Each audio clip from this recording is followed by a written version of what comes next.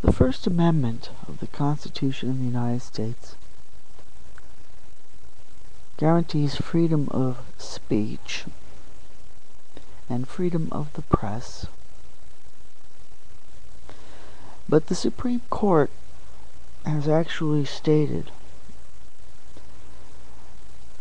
that the underlying principle of the First Amendment is something even more basic than freedom of speech. It's freedom of thought. And it is for that purpose that we must guarantee freedom of speech, freedom of the press, freedom of conscience, because underlying all of it is our right to think, the most basic freedom of all.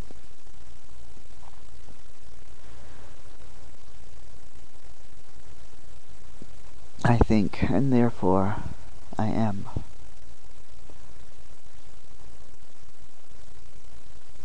And if I don't think, and if I am not allowed to think,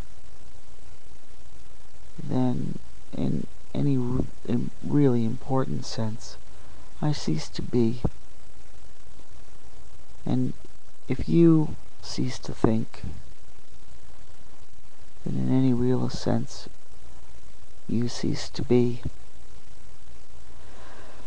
This is why George Orwell understood very well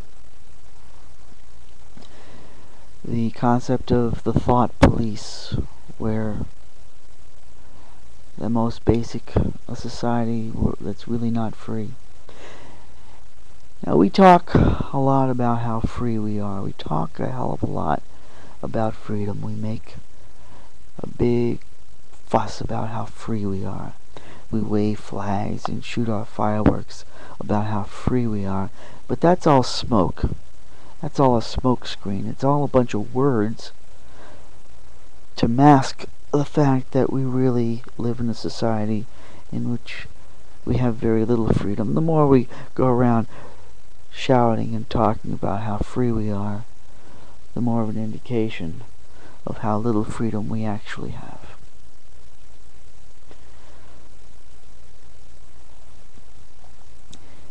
Now, right here, basically, I mean, we talk and talk and talk about how free we are, how much freedom we have, and how much we love freedom in America, and we do anything for freedom. But when it comes right down to it, if you try to speak your mind, if you try to say anything that's not official doctrine, it's not officially sanctioned by the powers of our society, you quickly learn how little actual respect there is for your freedom of speech.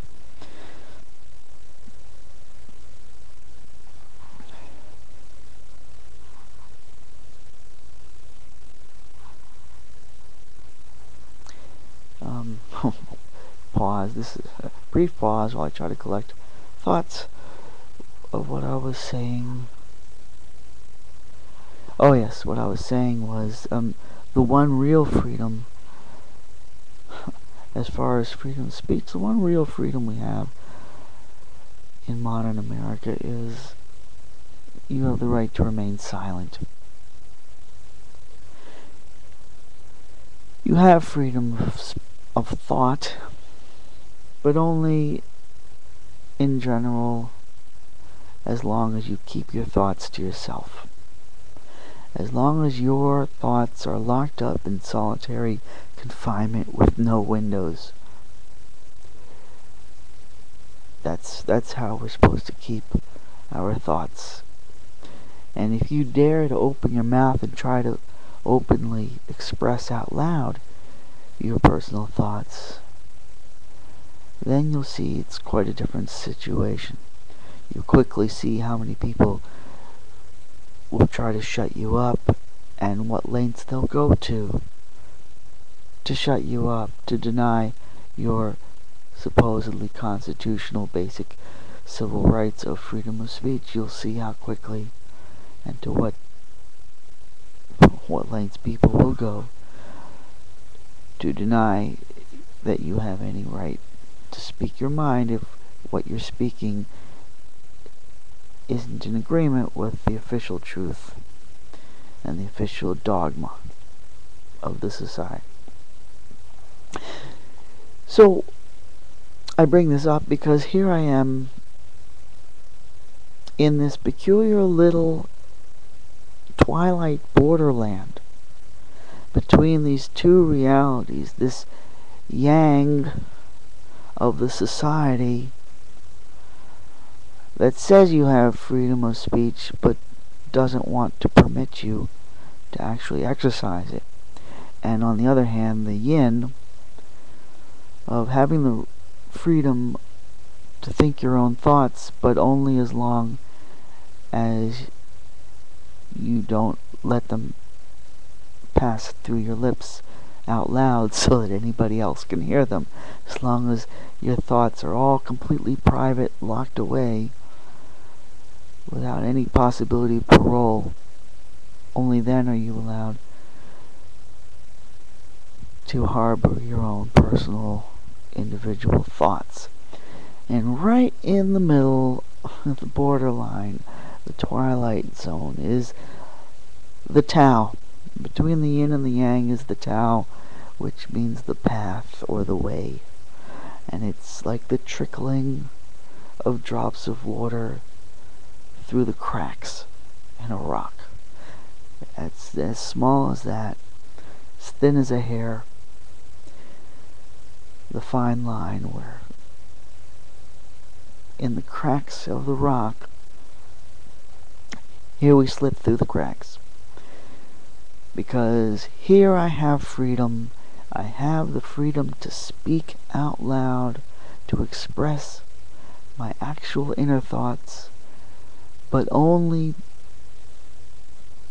because it's understood that nobody's listening. That's the twilight zone, borderland between reality of society and the reality of being able to, the freedom of thought.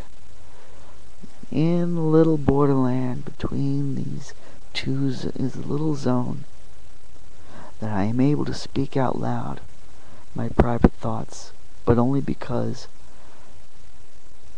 by nobody hearing them, they kind of remain private. They become like a tree falling in a forest with nobody around to hear. Does it make a sound?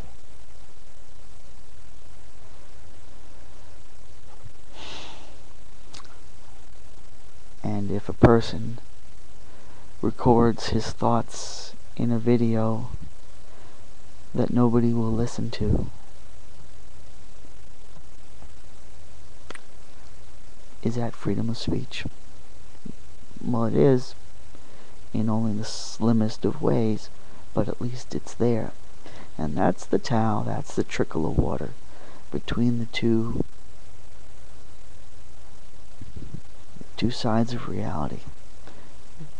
Slip through the cracks right here that maybe one or two people might eventually come across these videos and hear what I have to say.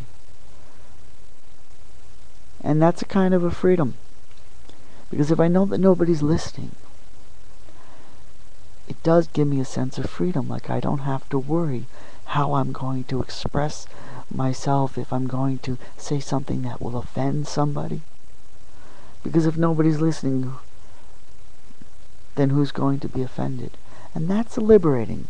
That gives me the freedom to try just to freely express my thoughts without having to worry how I'm going to phrase it and how I'm going to be overly cautious about what I do and don't say.